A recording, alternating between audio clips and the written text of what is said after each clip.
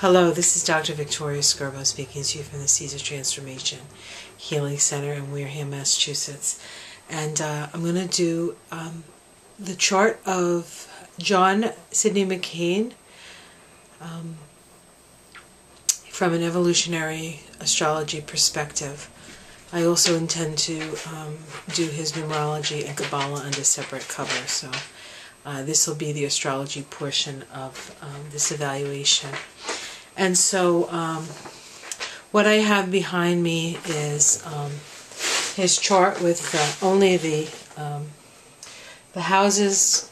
I use Porphyry house system, in case you're wondering. And we have John McCain as being born on August 29th, 1936, 8:56 a.m. in Casolo, Panama. Cocosolo, Panama. Well, I'm sure you can get the information online. So sorry about the pronunciations, people from Panama. Okay, and so if we look just at his chart and we look at the four pillars of his chart, his ascendant, his descendant, his MC, and his IC, we have somebody with a Libra ascendant, an Aries descendant, a Capricorn on the 4th house cusp, and Cancer on the 10th house cusp. So here we have a cardinal T-square. And cardinal T-squares are generally, first of all, they are self-starters, people with these. They are initiatory. They have a tendency to start things but not always finish things. That's generally cardinal. Cardinal is 2 steps forward, 1 step back.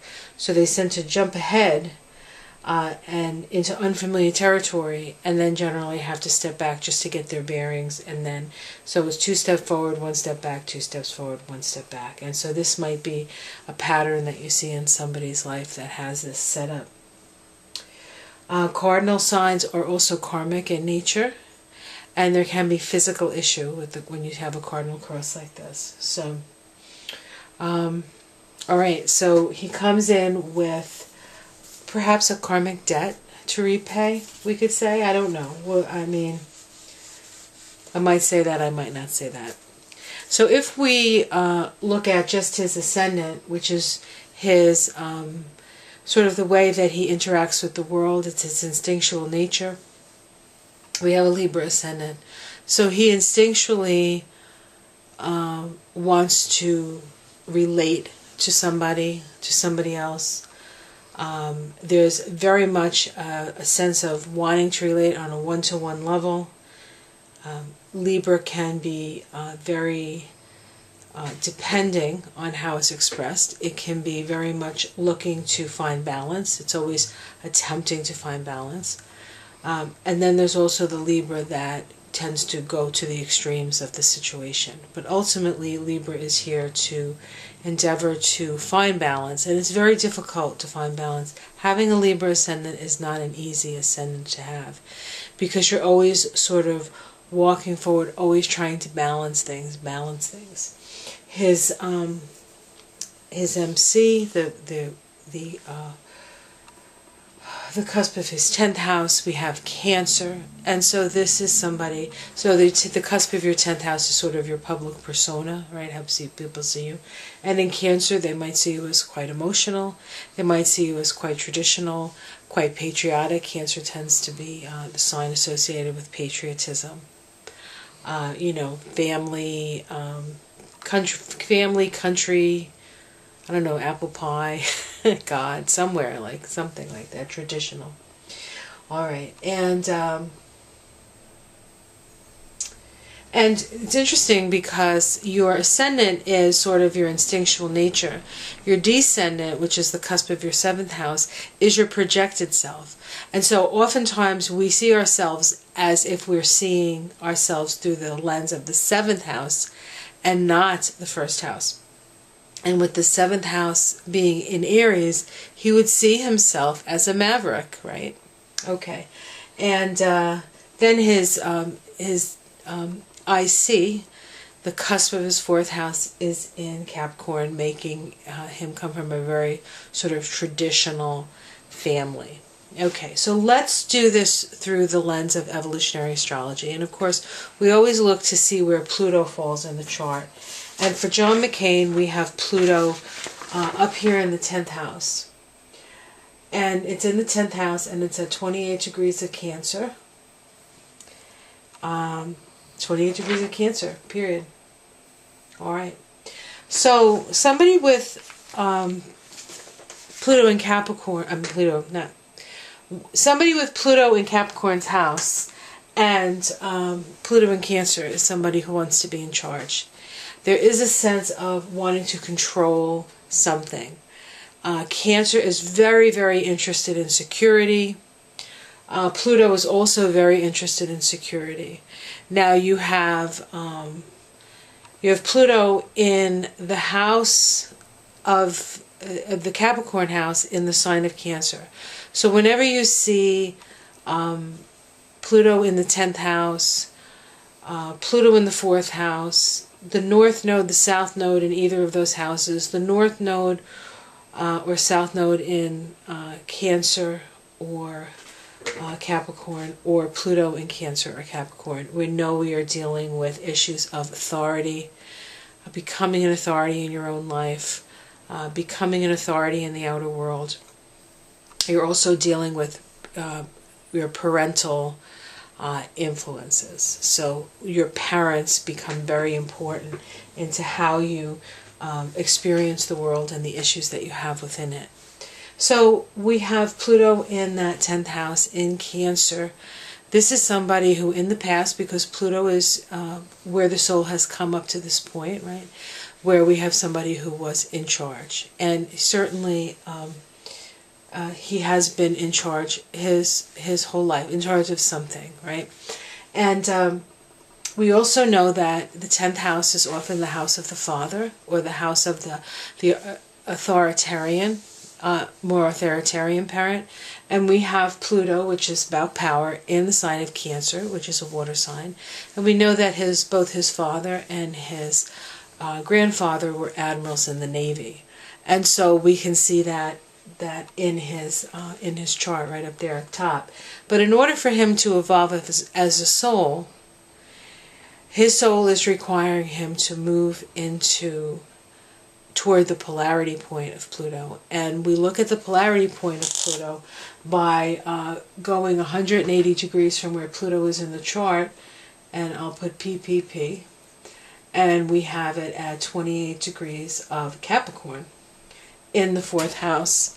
And so he is being required, his soul is requiring him to perhaps be less emotional, take hold of his emotions, take control of his emotions, find perspective in his emotions, and become responsible for his emotions. Okay, so we have that. There's always a sense of again, here's a sense of balancing, finding the sort of the center point between your emotions and your sense of, and your ability to feel and not feel, because sometimes Capricorn can go to the opposite extreme, and we can have problems where we suppress or repress our emotions so bad that they have to come up in unhealthy ways. So it's important, a balance here between your feelings and then your the more practical side of your nature. So this is more of an unconscious energy. And we see the conscious energy dynamic when we look at the nodes of the moon. And so if we look at the node, the south node of the moon in his chart, we have the south node up here in the 9th house. And he has the south node in Cancer. Now, it's at 1 degree. Well, it's like 1.5 degrees. So it's like 1 degree, 28 minutes. So the south node is your past lives, your youth, your first, say, 27, 28, 29 years of life you spent in your south node. He has his South Node in Cancer, just as he has his Pluto in Cancer. So although they are 27 degrees apart, and they are in different houses, he still has the same sign in his soul's past and in the past of the personality, or the his emotional self-image from the past.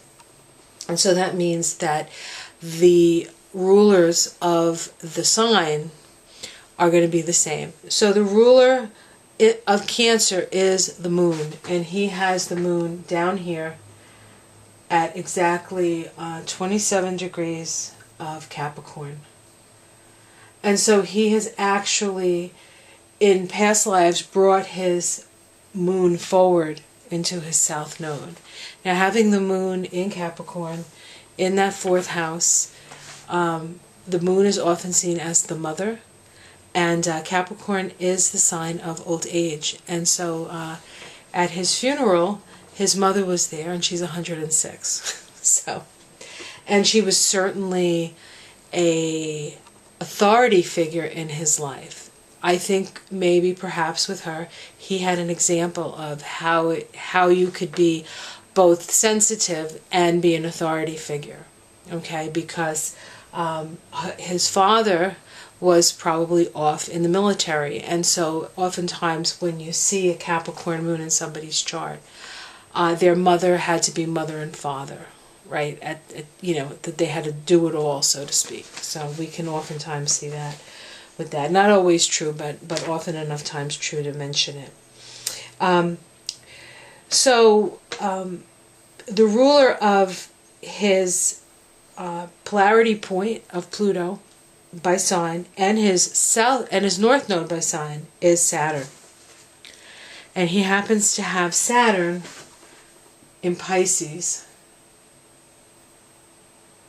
in the 6th house. Now, the ruler of the north node, and in this case also the polarity point, has to deal with how do you take responsibility, right, for your life? How do you take responsibility? And so we have here his Saturn, the ruler of both the polarity point by sign and the south node, the north node by sign, and the north node is in Capricorn, and it's in the 3rd house. I didn't put that in, I apologize. And so what's interesting about that is, first of all, the 6th house is the house of the military. Saturn is the house of being an Saturn is a sign of being an authority, and Pisces rules the seas. And so him going in to be a Navy person, a Navy pilot, and a commander was part of the way that he was to take responsibility for himself and take and build his sense of how to lead, not devoid of emotions, but perhaps along with the feeling nature that he had. Now, if we look at the polarity point, oops, I'm sorry about all that noise.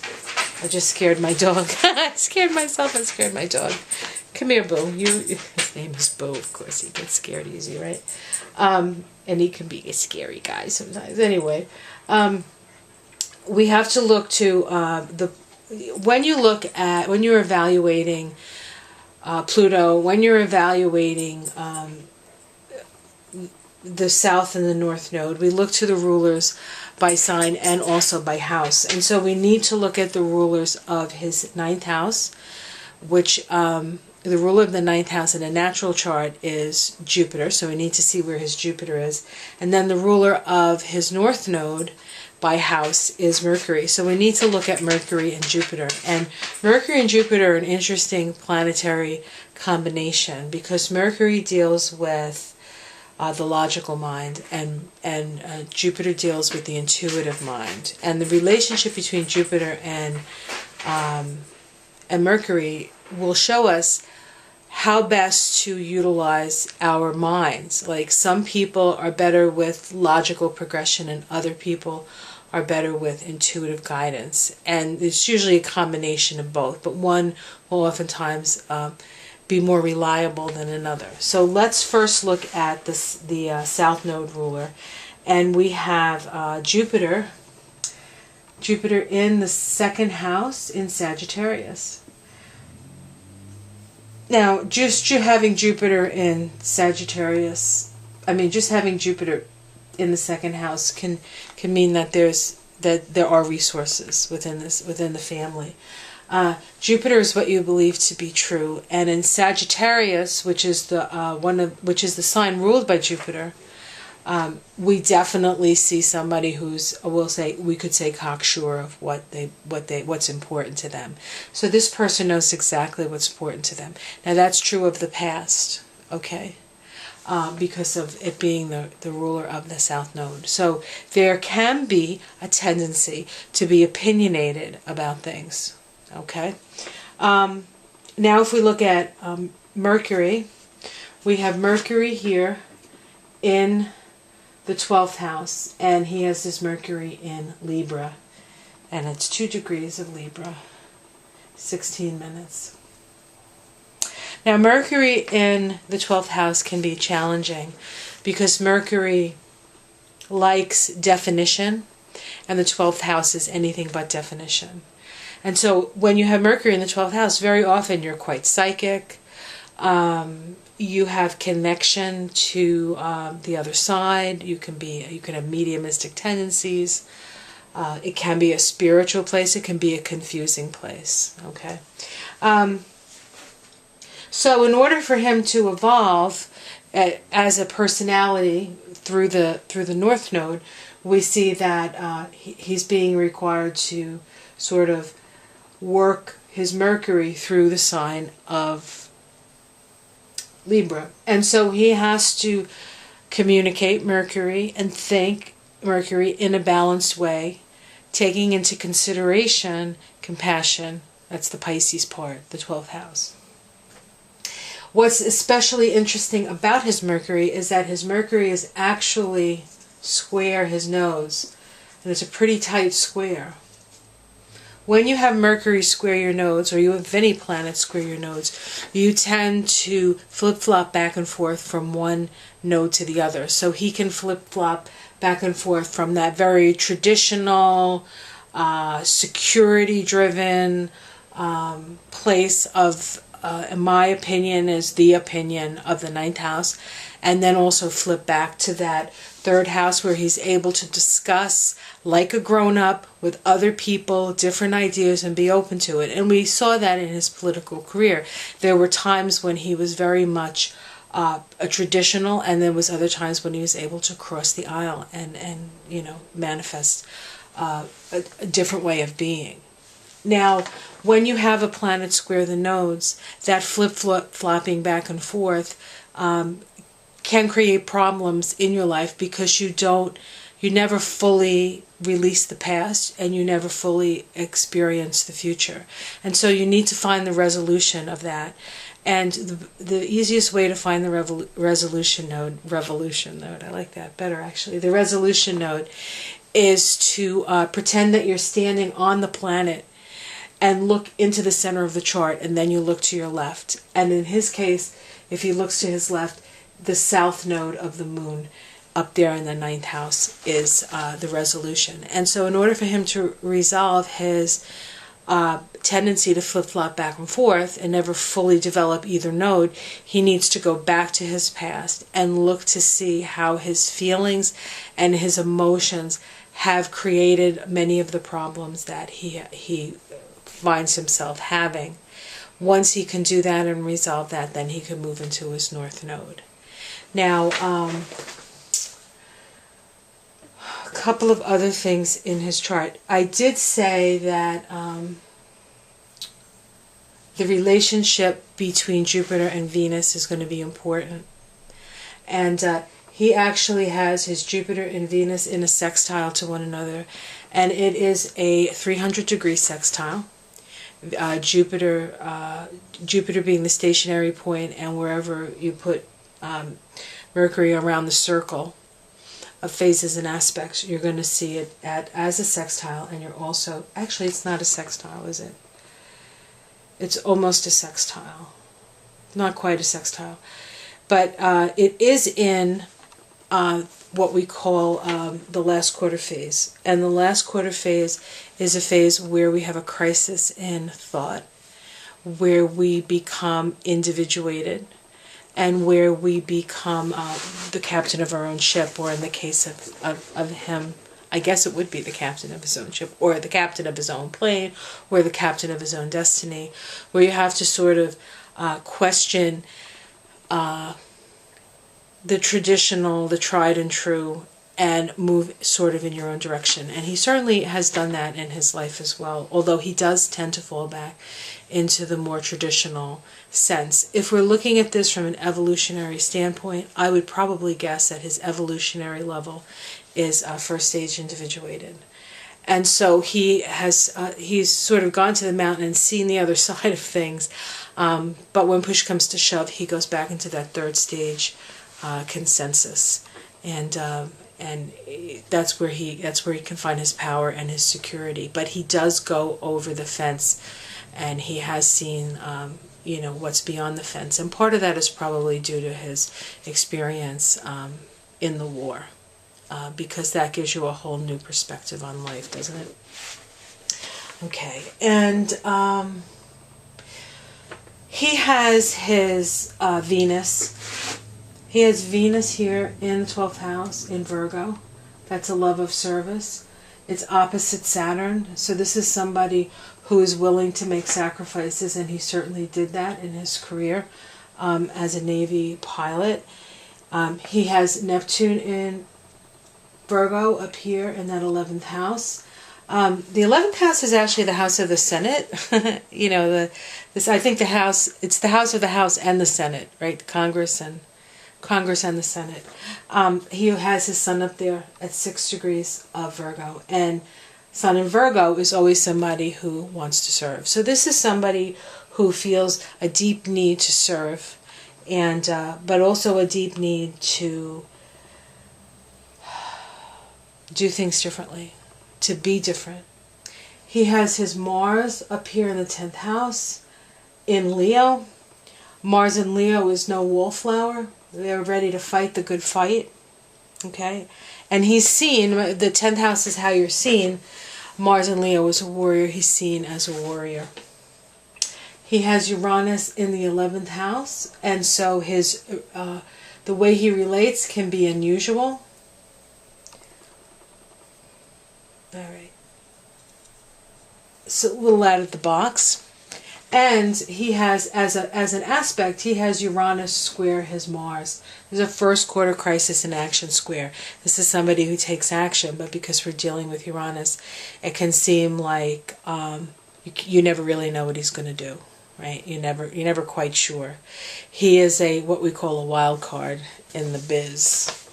All right, let's see if there's anything else I want to look at here that we haven't seen or talked about quite yet. No, this is his chart. So a very interesting chart. This is a man who loves his country, loves his family, but is willing to go beyond the traditional in order to expand the consciousness, so to speak, or expand his consciousness, or he's willing to look at things from a different perspective. And his numbers are very, very interesting, which I'm going to do in I think in a separate video, depending on how long this goes. But the next thing I want to do is I just want to look at the time of his death, when he passed away, and what was going on in the sky at that time, just to kind of see like what the energy was and how we experienced it as the people witnessing this great man's passing. So I'll be right back with that. Okay, I'm back with the chart, and I'm going to use pink. So, oftentimes in a death chart, the planet that's most active is Neptune. A lot of times, you actually don't see a lot of stuff happening in the chart of the person who dies.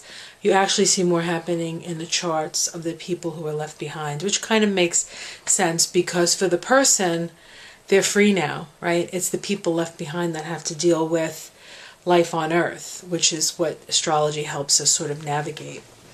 It can also help us navigate our spiritual journey as well, so it's not just about that.